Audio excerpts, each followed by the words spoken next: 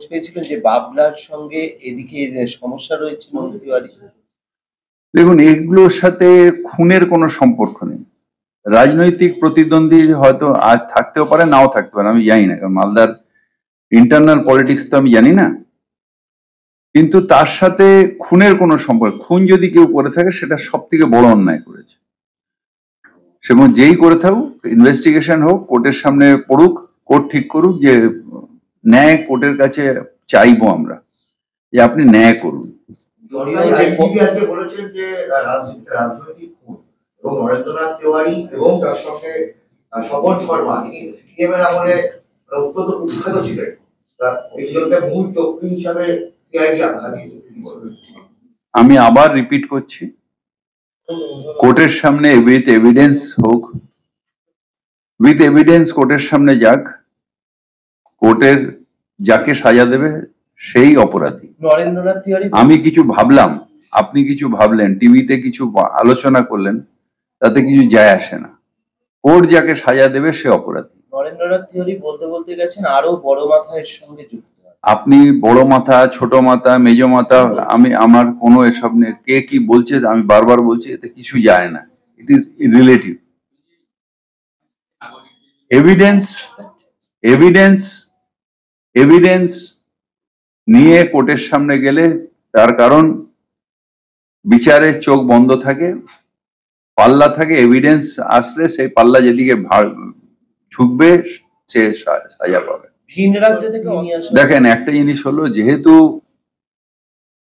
বেঙ্গলের পার ক্যাপিটা রোজগার বেড়ে গেছে, যেহেতু এখানে কাজের ফেসিলিটি অনেক বেশি, হ্যাঁ নিশ্চিতভাবে আমাদের কিছু যারা আর্টিসিয়ান, আমাদের কিছু যারা রাজমিস্ত্রি বলে, তাদের নেওয়ার জন্য আবার সারা ভারতবর্ষে ডিমান্ড আছে।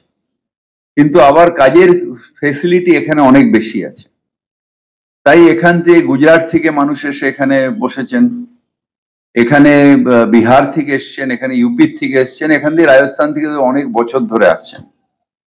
তো তারাও যারা, তাদের আপনি পরিযায়ী শ্রমিক বলুন বা ভিন রাজ্যের লোক বলুন, তারা এখানে এসে কাজ করছে পেটের তাগাদায়। এবার তার মধ্যে কে ক্রিমিনাল আর কে ক্রিমিনাল নয়, এটা ডিটেকশন করাটা খুব টাফ।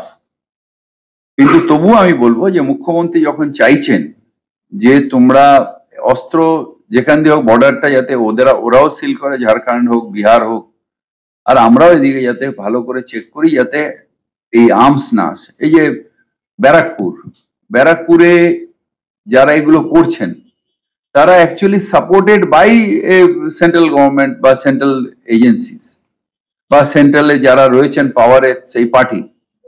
সেখানে একটা ইলেকশনের প্রথম যখন আমাদের 19-এর ইলেকশনের পরে একটা ভয়াবহ ব্যবস্থা দাঁড়িয়েছিল, সেটাকে আমরা ল অ্যান্ড অর্ডারটাকে ঠিক করেছি, মানে মারাত্মক অবস্থা, যে কতগুলো খুন হয়ে গেছিল।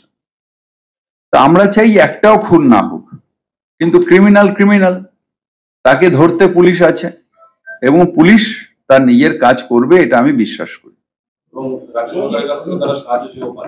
এগুলো বেকারের কথা। প্রচুর জায়গায় রেল তুলে দিয়েছে, প্রচুর জায়গা আছে, এই তো সেদিন রামপুরহাটে তুলে দিয়ে। এগুলো বেকারের কথাবার্তা, এগুলো হচ্ছে পলিটিক্যাল কথাবার্তা। হ্যাঁ, গরিব মানুষকে আমরা সবসময় সমর্থন করি। আপনি এতদিন বসতে রাখলেন, রাতারাতি তাদের তুলে দেবেন, তারা শীতের মধ্যে যাবে কোথায়? কোথাও একটা পুনর্বাসন দিয়ে আপনি করুন। আর আজকে এমআইসি তে কিছু